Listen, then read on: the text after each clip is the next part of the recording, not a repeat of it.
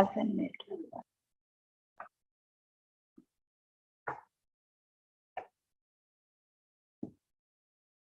Yeah. So we have our next talk by Sushan Konar and on neutron stars again. Yeah, come on.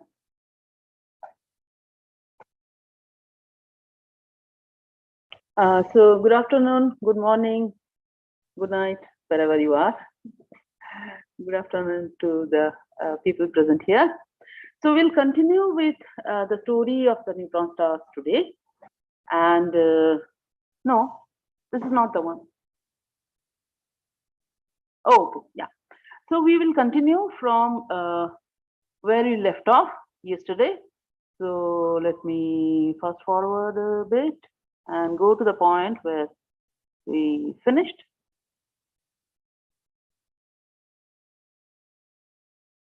Okay. So yesterday we said that most of the neutron stars are seen as radio pulsars, and from which we get very regular pulses of electromagnetic radiation. We primarily see them in radio, but also in other bands of energy. And this is what you see. And this is what I had shown yesterday. The top picture, that's a regular radio pulsar. But not all neutron stars behave exactly in the same manner. So some of the neutron stars are known as Nulling Pulsars. What happens is what you see in this second picture. Some of the pulses are absent. Nobody knows why, but all of a sudden you do not see them for some of the pulses, and then they come back again and behave as if nothing has happened, and then again they go off. So this is called a Nulling Pulsar. Now there are extreme cases of that. As you can see in the third picture, that they're mostly absent. They go off for a very, very long time. This is extreme case of nulling, and now they are called intermittent pulsars.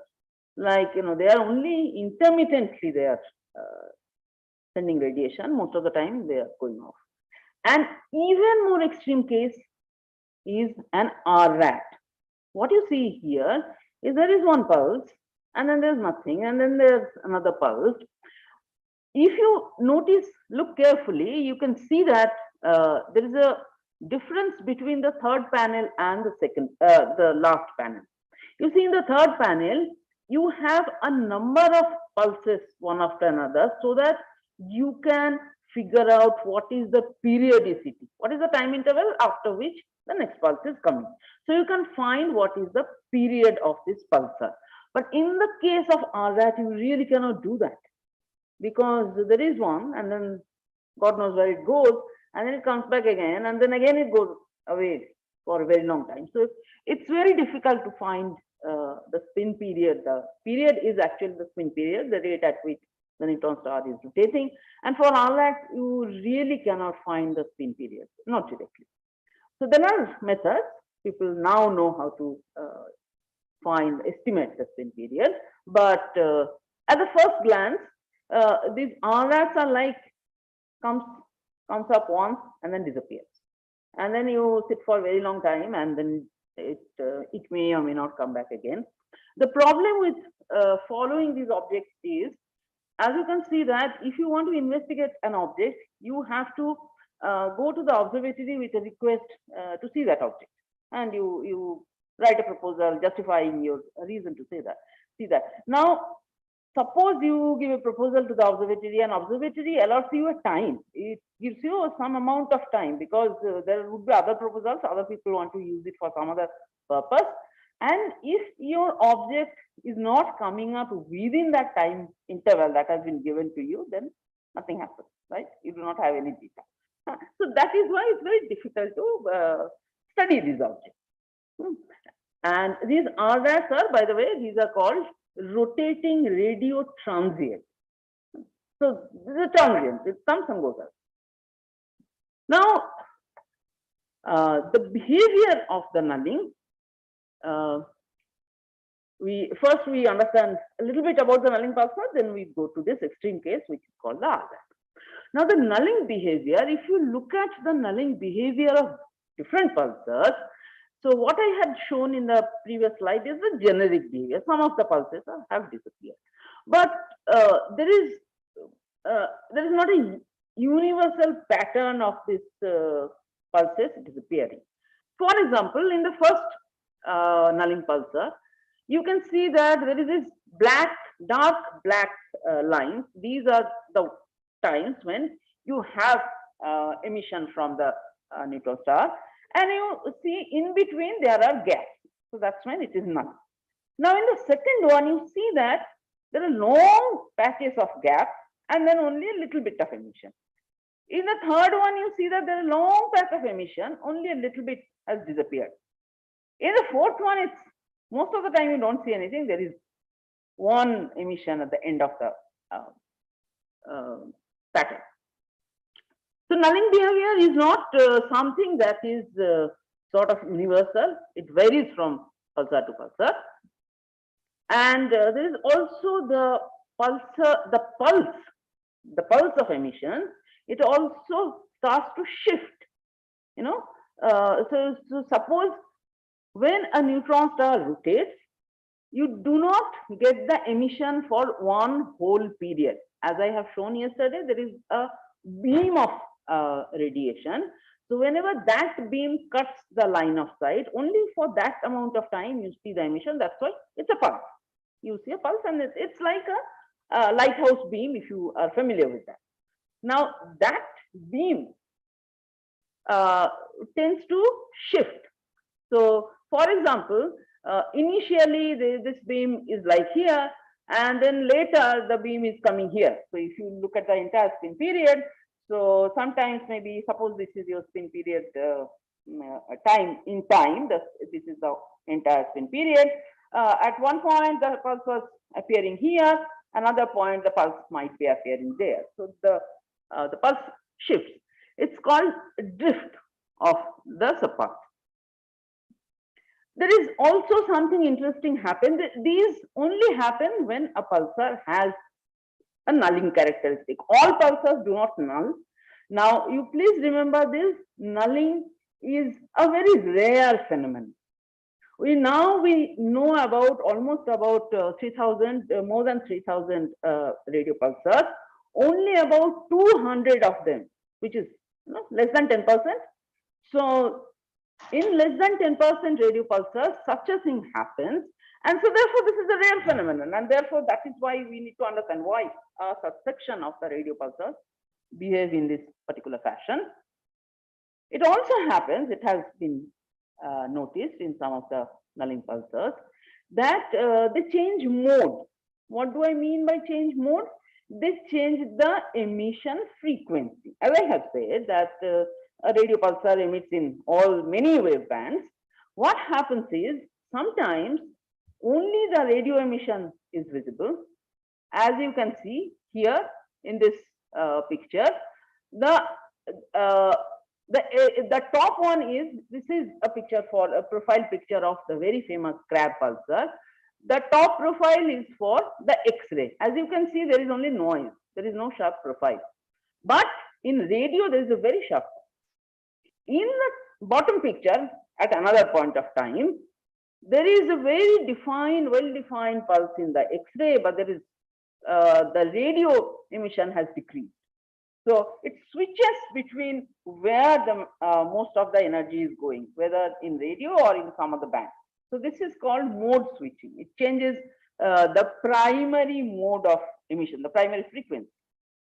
Also, when pulsar nulls, the shape of the profile, as I have showed yesterday, that the profile shapes are different for different radio pulsars. It could be all kinds of profiles. But for a nulling pulsar, when it nulls and then it comes back again, the shape of the profile changes. Now, this is very important because for radio pulsar, it has millions of pulses, but the average pulse profile remains very steady of over millions of pulses. But for nulling pulsar, the moment it comes back from nulling, the profile shape may change, which has been shown here. So this is for the same pulsar. This is one pulse, one profile, and that is another profile. this is very dramatic. The second one, this pulse is very sharp, though wide a little bit. The bottom one is very noisy, as if we are not being able to see the profile at all. So all these physics is associated with the pulsar disappear. Now, to understand it, why this is happening, one of the very important tool of astrophysics is look at the statistical nature of the population. Okay, so what do? We look at all the Nulling pulsars together.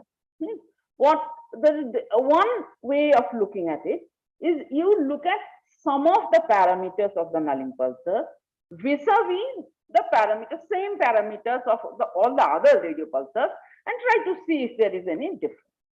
So this is a plot, a similar plot I have shown before.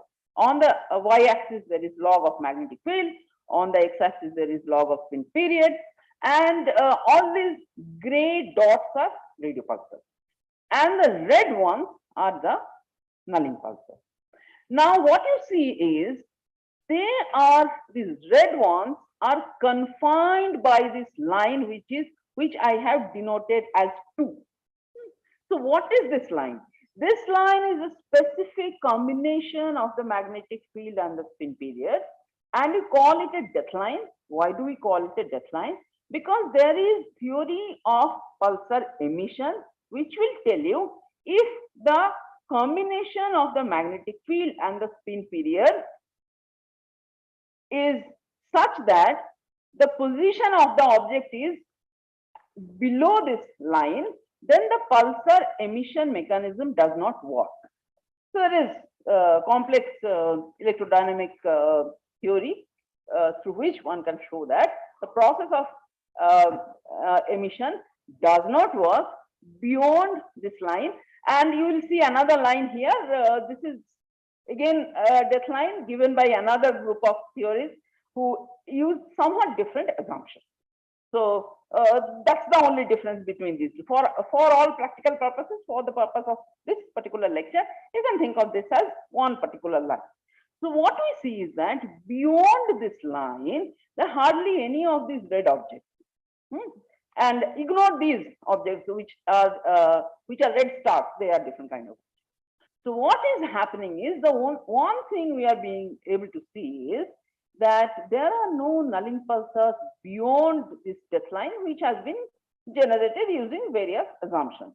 So we can immediately say that Nulling pulsars are those pulsars which have a particular magnetic field and spin period combination which does not go beyond this line.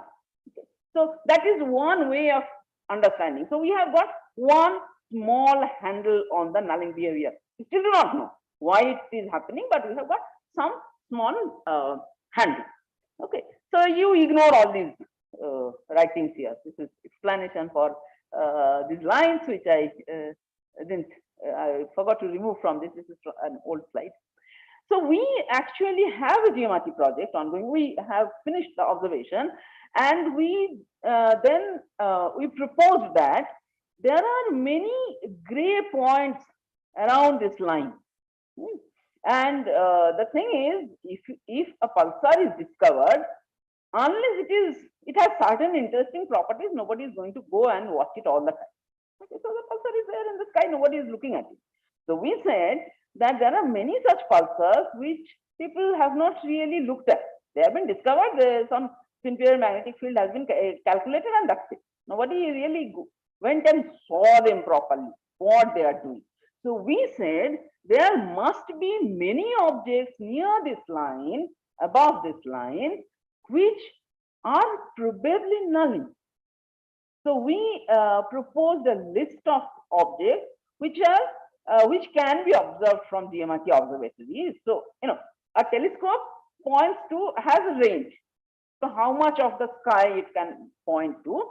So within that range, we say that okay, let us go and look at these pulsars, and from this conclusion, we feel that they should also be Nulling.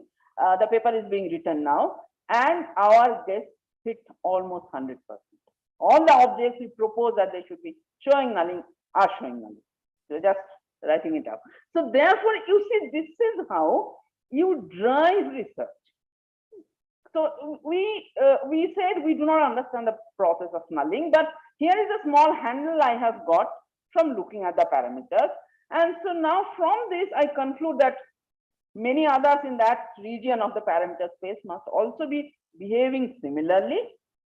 And it has been confirmed. So the next step would be to say that, okay, so what is this combination? How is it making these objects behave in a particular way when the magnetic field spin period combination is such and such? Okay, so that's the next step, which we haven't started working on yet.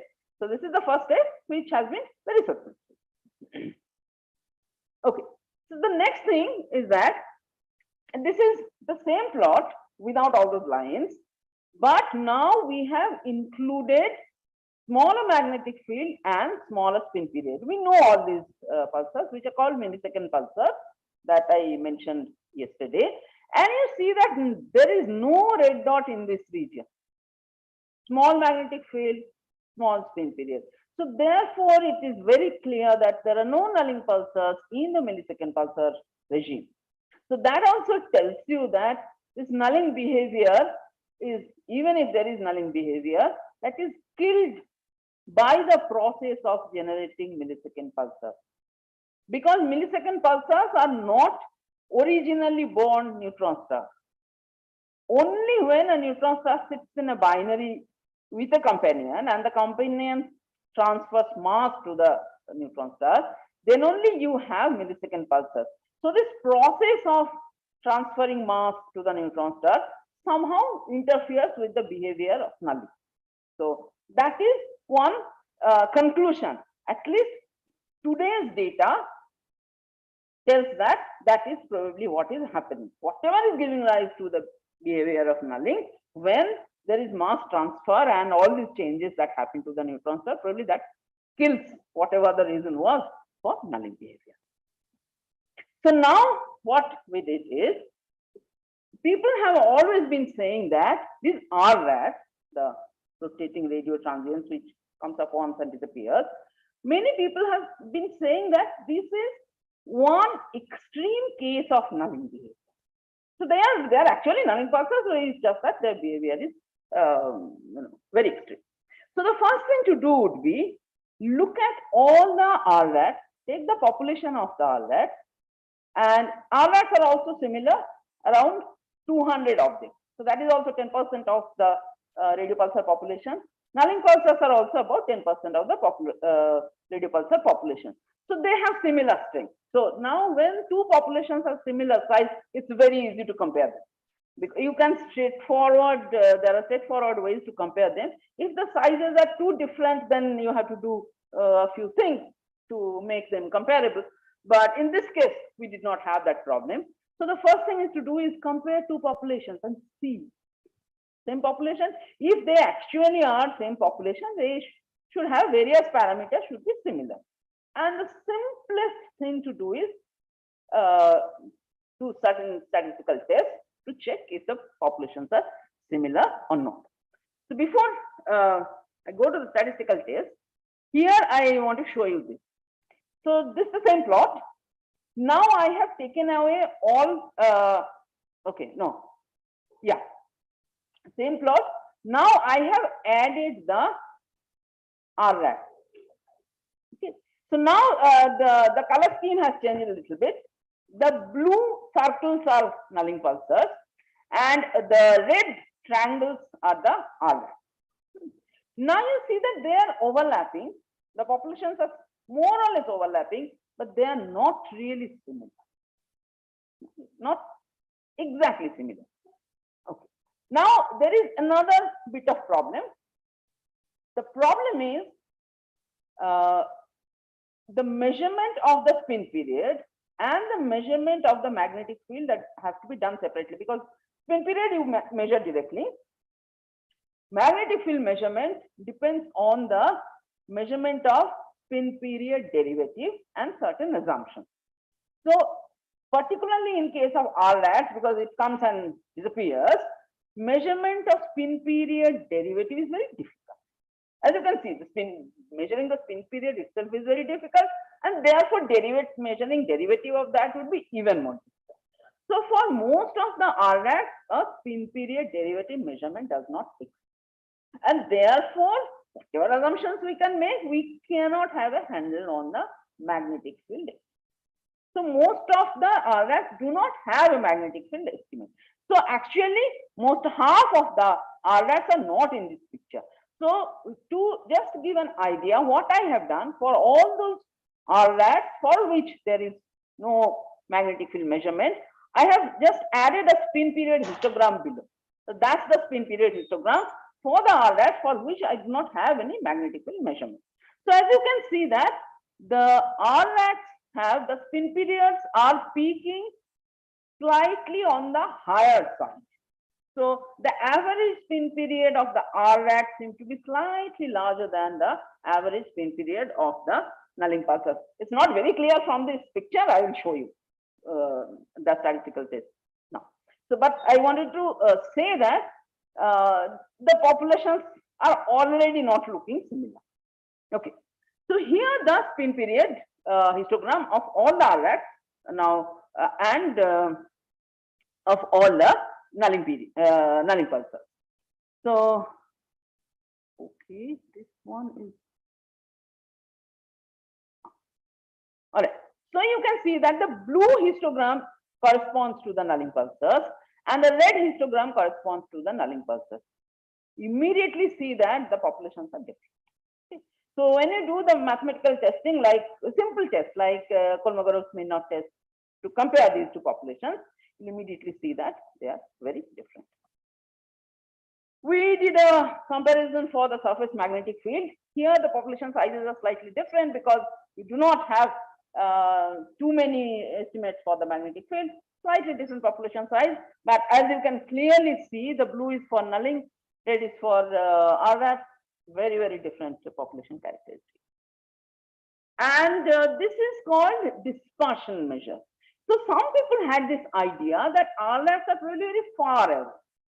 If they're very far away and their emission is not very strong, that is why it looks like an apparent case of extreme nulling. They're actually same as Nulling Pulsar, but their distance is very far. Now, dispersion measure is a handle, in some sense, it's an estimate.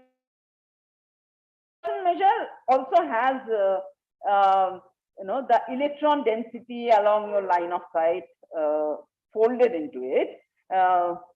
The physics that Professor Priya was just talking about, that you have dust or something, which if you have dust, what it does is it absorbs light. So what you get, and it absorbs and re-emits in a different wavelength. So the spectrum gets somewhat modified. So, but given all that, dispersion measure is some sort of a measure of the distance. Okay. So now if you look at these two distributions, they look somewhat similar. At least the blue and the red do not seem to have a lot of difference, in the sense that the red ones do not have a significantly large dispersion measure compared to the Nulling Pulsar. The actual shape of the distribution might be different, but the average value would be somewhat at the same range. So therefore, the thinking that the RATs are much more distant compared to the Nulling Pulsar is not true. So we are already seeing that all these assertions, that the hypothesis that people put forward, suggestions that this is why we are seeing RAT behavior. So the simple statistical analysis is showing us, okay, these suggestions are not correct. So we have to look for some other explanation. So now then there is another suggestion that Nulling Pulsars, when they become very old, then they start behaving like RAT. So what we did is, the deadline basically says, the deadline that I had showed a little earlier, is basically said that beyond that combination, the pulsar emission mechanism doesn't work. And so the pulsars die. That's the meaning of this word deadline. Okay, so beyond that, the pulsars are not functioning anymore. So Of course, it evolves, radio pulsar evolves, it slows down, so spin period is changing, and so it moves towards the decline, and then it goes beyond the decline, there is no pulsar emission anymore. So when it reaches the decline, the spin period magnetic field combination, then that combination should be similar to the RRAT. If the assertion that RRATs are actually old Nulling pulsars is correct. So what we do is, we have tried to see the blue histogram is for Nulling pulsars as we see them today. And the pink histogram is for Nulling pulsars if they are just about to die. So we have evolved them, and that's what happens. Okay. Now we have done the similar exercise for the RRATs, the way the RRATs are today and the way the RRATs are when they are just about to die. And this is what we see. But this is a comparison. See, this pink histogram is when the Nulling pulsars are dying. And this blue histogram are when the RRATs are dying. Clearly, they are absolutely not similar. So therefore, old Nulling pulsars are RRAT, that assertion is also gone. So we are sort of one by one, we are saying, okay, is this hypothesis correct? Is this hypothesis correct? And by doing very simple statistical tests, we are trying to see if these are correct. Now we did another test. How old are the Nulling pulsars and how old are the RRATs? So everybody was saying Nulling pulsars are actually old objects. They're about to die. That's why some of the emissions are not there. They're kind of sputtering before they die. And same with the RRAT. So we defined a quantity in which we said, okay, if they die at the decline, how much time they have left to die? Okay. So suppose the average lifetime of Indians today, I don't know, maybe around 72 or something, it's pretty large these days. Huh? Okay. So let us say 70. Okay. So that's the average age of India. So if somebody is 50 today, we would say on the average that person has 20 more years to live. And if a person is 10 years old, we would say on the average that person has 60 more years to live. All right. So that is the quantity we calculated, how much time these objects have. Okay. So this one corresponds to the full age, full lifetime, and these histograms correspond to the how much time they have left. And you will see that both for the RRAT and the Nulling pulsars in blue, RRATs in red, all of these are peaking very close to 1. That means they have maximum portion of life left. They're not very old, right? So even though it appears in that plot that they're very close to the decline, in reality they have a lot of life left. So they are not very old. So even that assertion is gone, that they are very old and they are kind of sputtering before dying. Okay. All right. So then what we did is, there was another assumption that these RRATs we are about to go to the next part of the talk.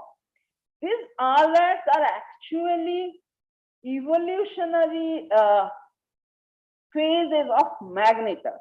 I mentioned magnetars yesterday. Today we will talk about magnetars very clearly. So they are evolutionary processes of magnetars. Magnetars evolve. Magnetars are very strong magnetic field. They evolve, and towards the end of their life, they become RRAT. Is that fine? So now, these red stars with a circle on them, these are the known magnetars today. Okay. So, and the red triangles are the RRAT, as we know. Now, what would happen to these magnetars? These magnetars, when they evolve, their magnetic field would come down, so they would drop down like this, and their spin period would increase because all neutron stars slow down. Okay. So therefore, their trajectory would be like this. They would go that way. On the other hand, the RX are sitting here. So if you evolve the magnetars, you are not going to come in this region. On the other hand, if the RX evolve, here we have made an assumption that the magnetic field of the RX are not evolving, given their properties that we know about today. We can make that assumption that the magnetic field of the RX are not evolving. So they would simply slow down and they would move parallel to the x-axis. And this is how they would go and hit the death line. Now you see that if you look at these lines, they are also not hitting the region where the magnetars are sitting. So magnetars evolving into RX, there might be problems. Okay, so then what do we do? Then we did something interesting, and what is the next one?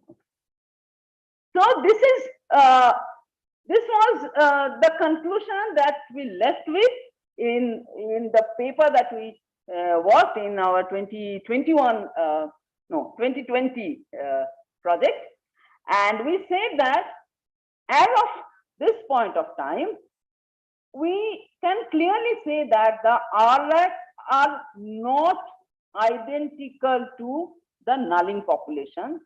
They are clearly a different kind of population, may or may not have a connection with the magnetars. RX are definitely not evolving into magnetars. Do magnetars evolve into RX? That is one question that one should try to look at. So this is the paper we wrote, and this is Abhishek. He took the postcard to ASI 22 this year, and he would be joining us for the tea today. So I wanted to show you that this is the guy who was the leading author of this paper, and this is now accepted and it's in the process of production. Yeah, Jay. I send everything to Jay.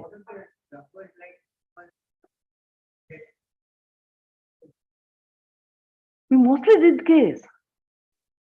So unless case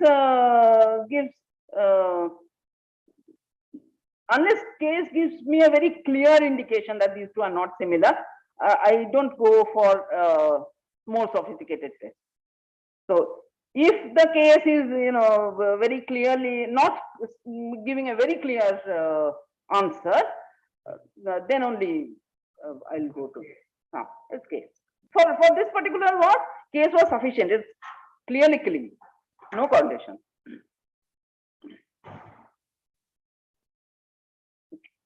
So now this is another piece of work which was done by Tanmay Chauhan from Hyderabad connection. He's an undergraduate student at BITS Pilani, working with Shamishta Panik there. What he did is he evolved the magnetic field of the RX. So what he did is this orangish pentagon, hexagon, whatever region, that is the region in which the magnetars would go into if we assume certain kinds of evolution of the magnetic field. So now what happens is all these red circles are magnetars. The yellow ones are the RX. Now you see that the overlap between these yellow points and this orange shape is not too much. So therefore, we cannot clearly say that the magnetars are evolving into RX. On the other hand, he also did another thing. There are, you can see that some bluish dots also here, bluish blackish dots. Not these light blue dots. These are not magnetars, but high magnetic field radio pulsars. There are different kinds of these. The radio pulsars, but have magnetic field as strong as the magnetars. Now he did the same kind of evolution for those objects, and he found that those objects are coming and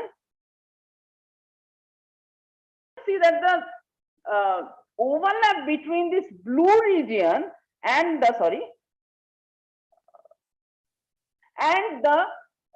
yellow dots is much more.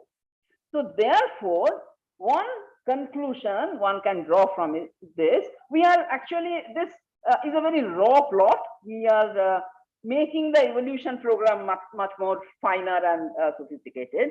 So what one can say from this is, it's not the magnetars, but high magnetic field radio pulsars, when they evolve in time, when their magnetic field evolve, those are the objects which go into the RRAS phase. So that is one conclusion that one can tentatively draw. So we already have a short paper on this. This is on archive and it's accepted. So we are writing a bigger paper, modifying the sort of making the evolution program more sophisticated. So this is the simple way to see that these objects, the RRAS and the strong magnetic field radio pulsars and magnetars, how they can have connections. Apparently they seem to be very different altogether, but by judicial choice of statistical tests and a little bit of field evolution and etc., evolutionary physics thrown in, you can try to see the connections between them.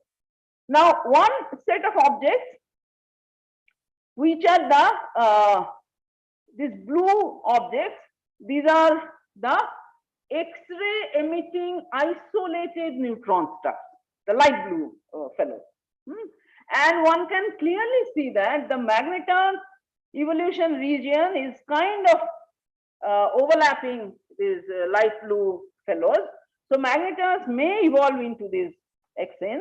And actually, at the time of writing this paper, when we were writing this little note up, I saw one of my old collaborators, he's in Denmark.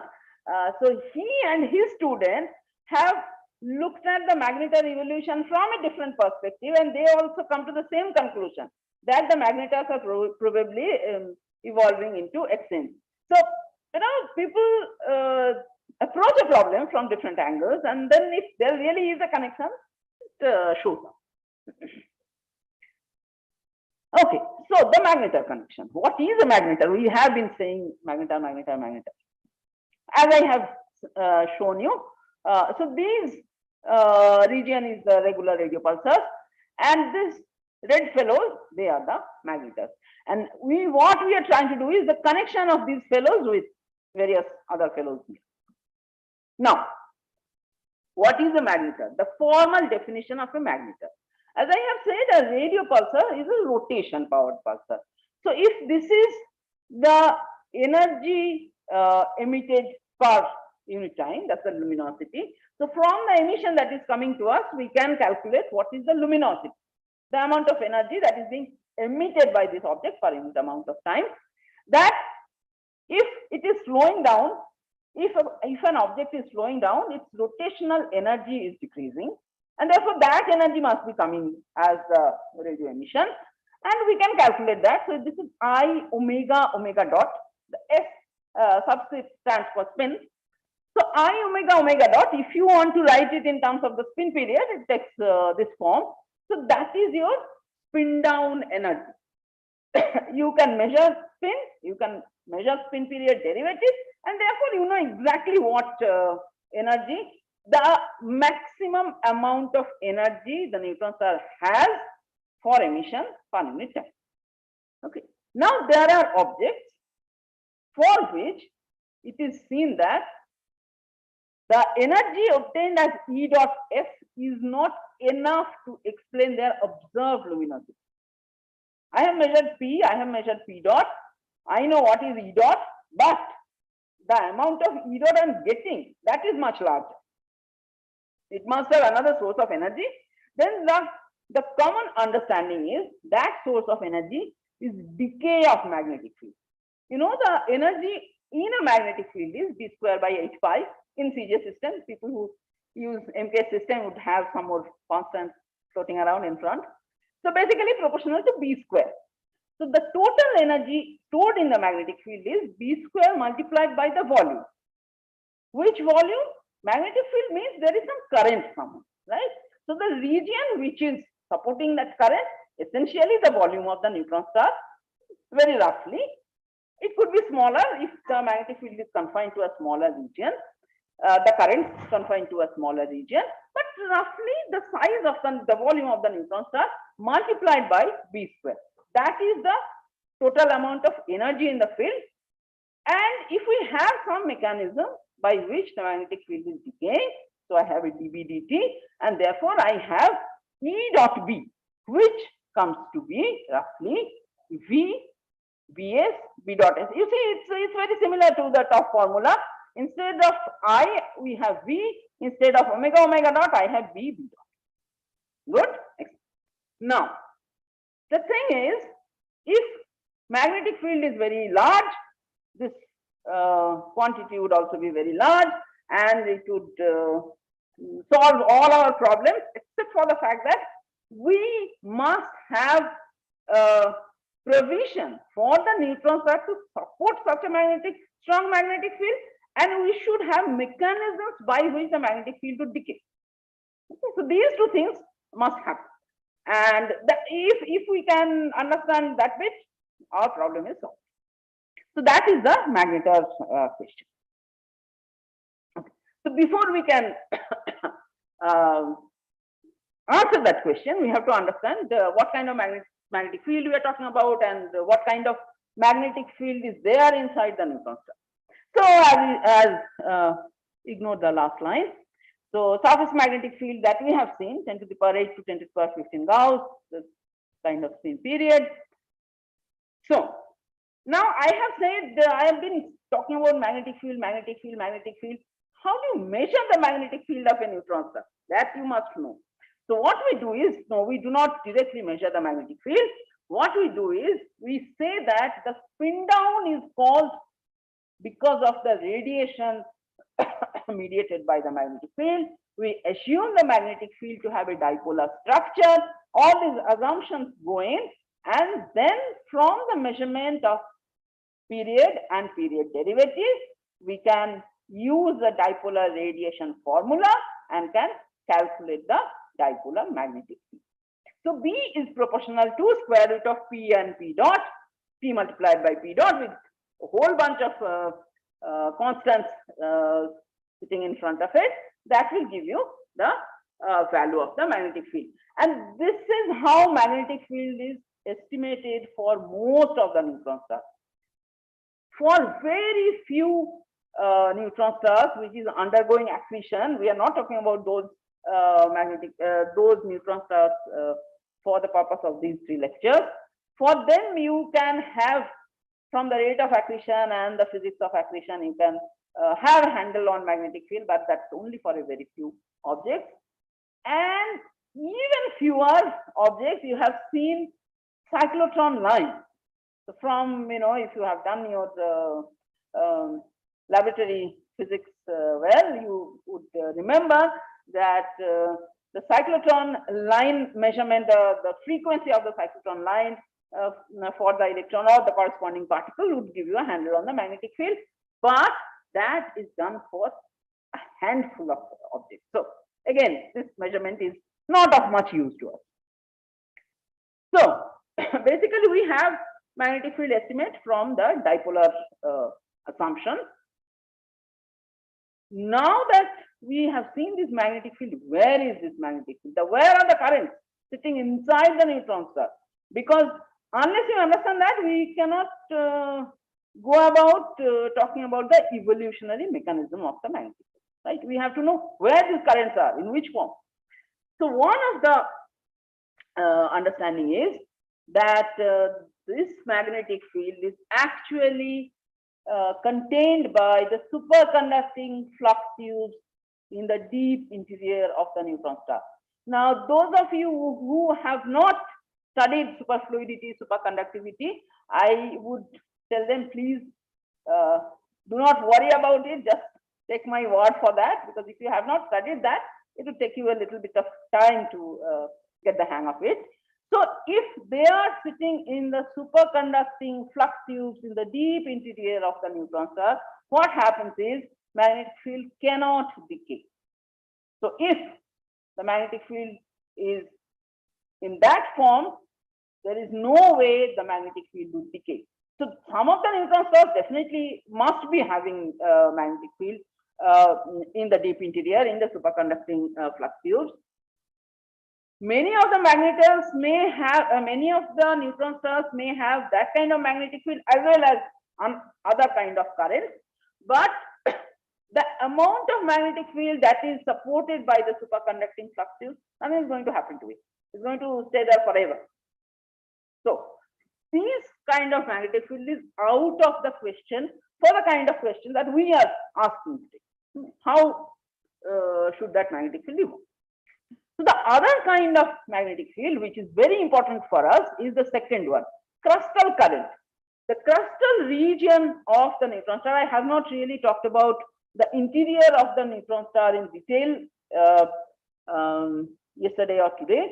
I would urge people who are interested to go over to the lectures of the previous years in which I did discuss the interior of the neutron star in detail. So the crustal region is like a metal, and you have all these the fridge magnets, right? A small piece of magnet stuck to some picture or something, some figure. Those are the fridge magnets. So what is happening in that little piece of metal is there are some permanent currents going around inside that little piece of metal, and that is giving rise to a magnetic field, which allows you to stick it onto a fridge or some, almirah or something. Okay. So similar kind of currents are set up in the crustal region of the neutron star, which has a metallic behavior, and that's the kind of current that supports the magnetic field. Now, you must have also studied in your electrodynamics course or somewhere that magnet in a metal, there are ways to destroy that magnetism, right? You can throw it, you can heat that metal or do various things, various destructive things, and the magnetic field gets destroyed. Okay. So similarly, in neutron stars also, there are processes that can happen which would make such magnetic field in the metallic crust decay. We generally, one of the mechanisms is ohmic dissipation. So if you leave a magnet, even your fridge magnet, if you leave it like that for years and years, it would not behave like a magnet. The magnetic field could dissipate. So for the fridge magnets, the longevity is really, really high, but even those would decay after if you wait for a sufficiently long time. So similar processes would work in the crust of the neutron star, and the magnetic field would decay. So I would know that, also that, also that. But there is this new phase which is called a pasta phase, very fancy name, and not unsurprisingly, people who are working on this, a large fraction of them are Italian. Okay, so all right.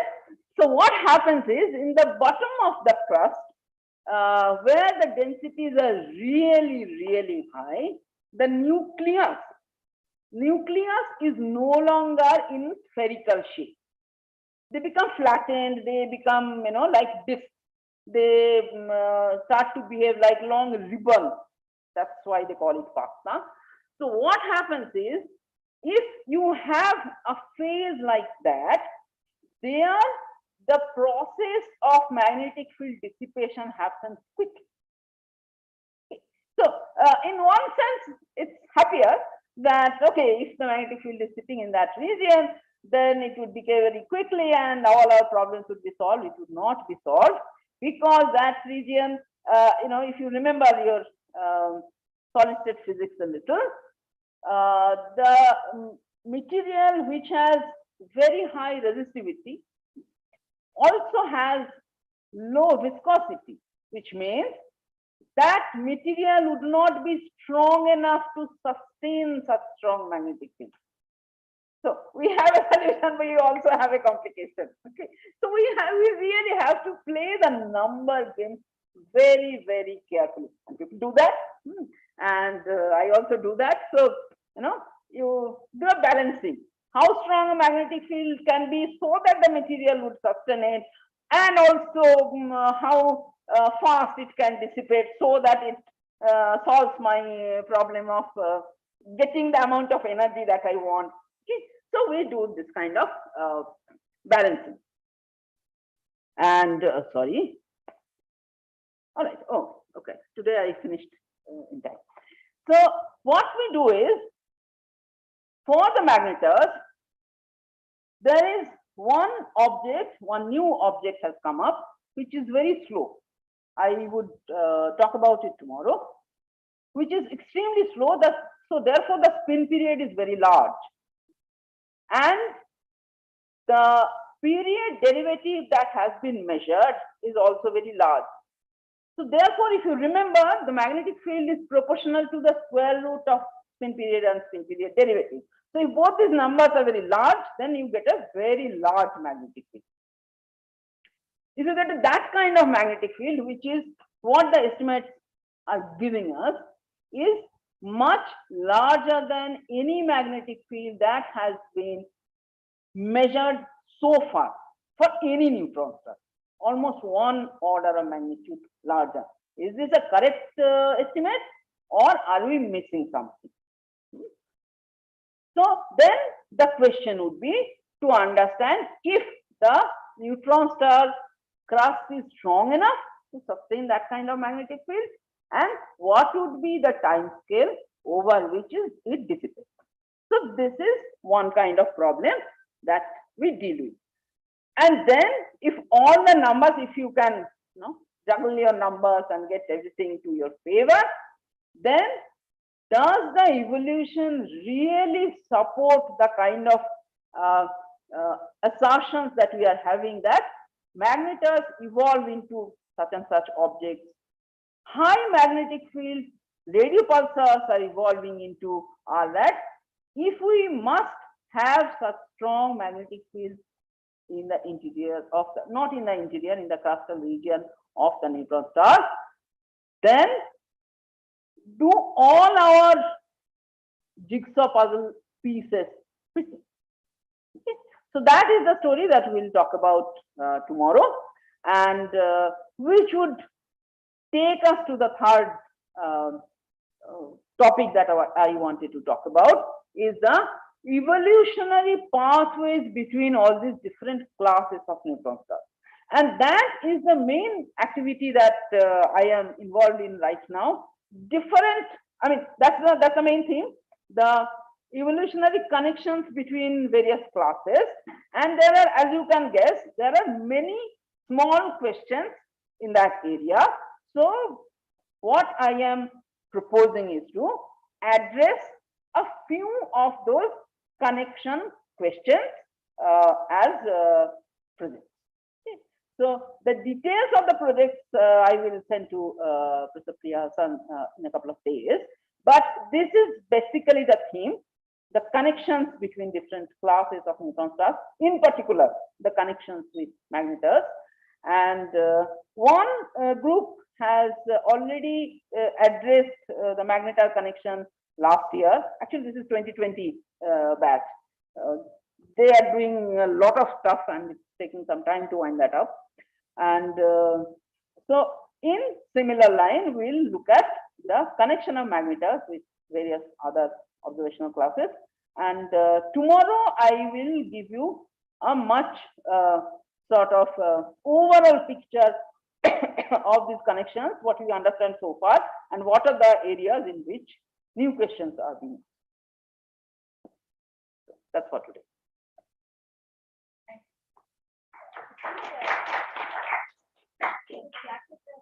Oh, chat. Okay.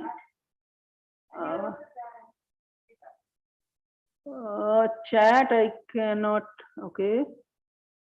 If anybody has a question, who are joining online, you can write on the chat box.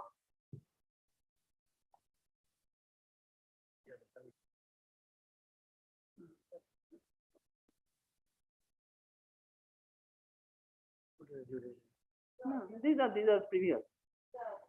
These are earlier. And then no question. No questions so far.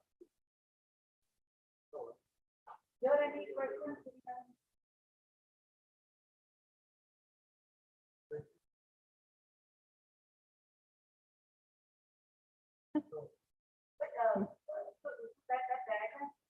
That is like the SR diagram for puzzle. Yeah, actually, I should be clear about that diagram. That diagram is an invention of Dipankar. Because even now, everybody plots that diagram in P and P dot, not P and B. Okay. P and P dot. Now, P and B. B, magnetic field. Okay. The difference being, if you have P and P dot, then it is very difficult to accommodate all the other neutron stars for which you do not measure P dot, but you measure the P. So this diagram would allow you to accommodate everything.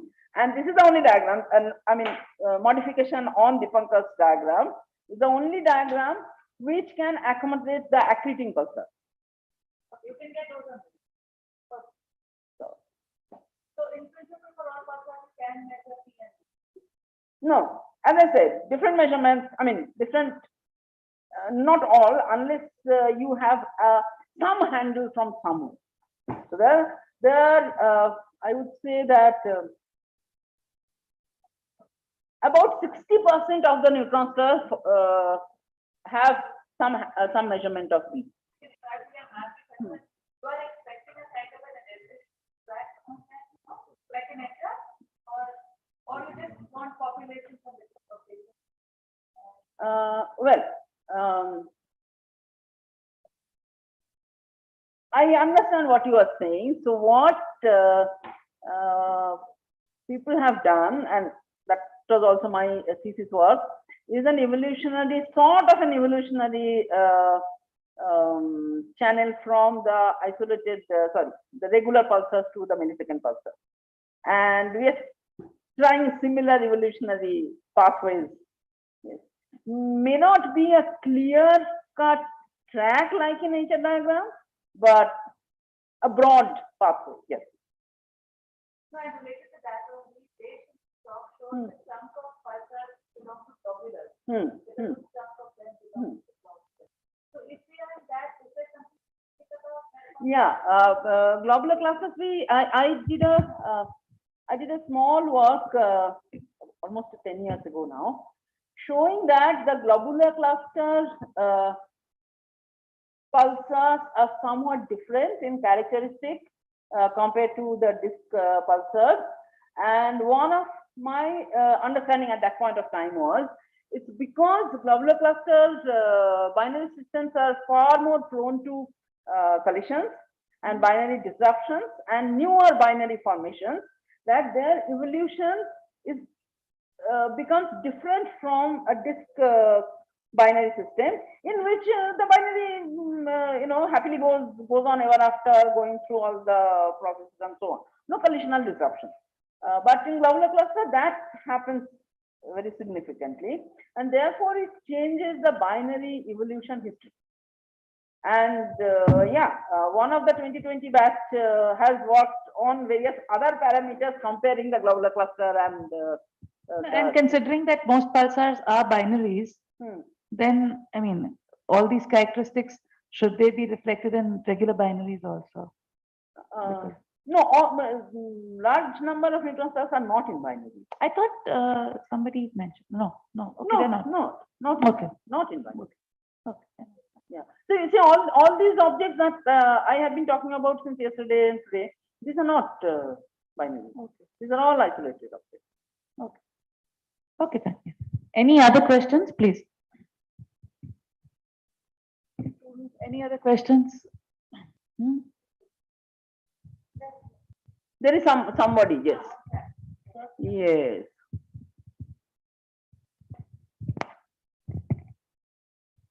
If I cannot handle this thing properly.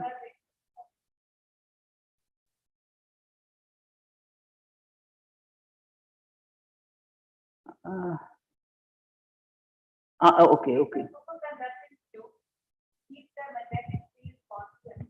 So when the pulsating star dies, sorry. If the superconducting tubes keep the magnetic field constant, so when the pulsating star dies, does something happen to the tubes that the magnetic field can drop? How does this relate to the period? No, I mean, I probably have not understood the question very well. Does he mean a pulsar by a pulsating star? If that is the meaning, by a pulsating star, he wants to say pulsar, then a pulsar doesn't die. There is no question of dying unless there is a collision. I mean, there is a merger with another star, and then the neutron star may or may not. It may go into a black hole. When it goes into black hole, everything, matter ceases to exist. So one cannot talk about material anymore if it goes into a black hole phase. He says it's in the context of the diagram where the neutron star reactivates. Or reactivate in the sense of millisecond pulsar. Okay. Reactivate, I would mean in the case of millisecond pulsars, when we are saying that the magnetic field drops by 3 or 4 orders of magnitude from, let us say, 10 to the power 12 Gauss, it goes to about 10 to the power 8 Gauss. We are saying that magnetic field to begin with is supported by crustal currents. Had the magnetic field been supported by a superconducting flux tube, then there would be no way to dissipate that. So then there would be no decrease in the magnetic field. So therefore, the fact that ordinary pulsars, when they have a binary companion, going to the millisecond pulsar phase, which are much smaller magnetic field, necessitates that the magnetic field has to be in the crustal region. Otherwise, you cannot make it. No way to decay if it is sitting in the superconductor. So all I'm saying is a part might be in superconductor, which is in any case has to be smaller than whatever magnetic field we are seeing afterwards, even if there is a magnetic field which is sitting in superconductor, because that field would not decay. That field would really not decay. You cannot do anything. Yeah. Any more questions? Are there any more questions? Or we're anyway going to meet Sushan again tomorrow. So in case you have more questions, we can address them tomorrow. Absolutely. So then we'll stop today and we'll continue tomorrow. Yeah, thank you very much. Thank you. Stop. I think just nothing.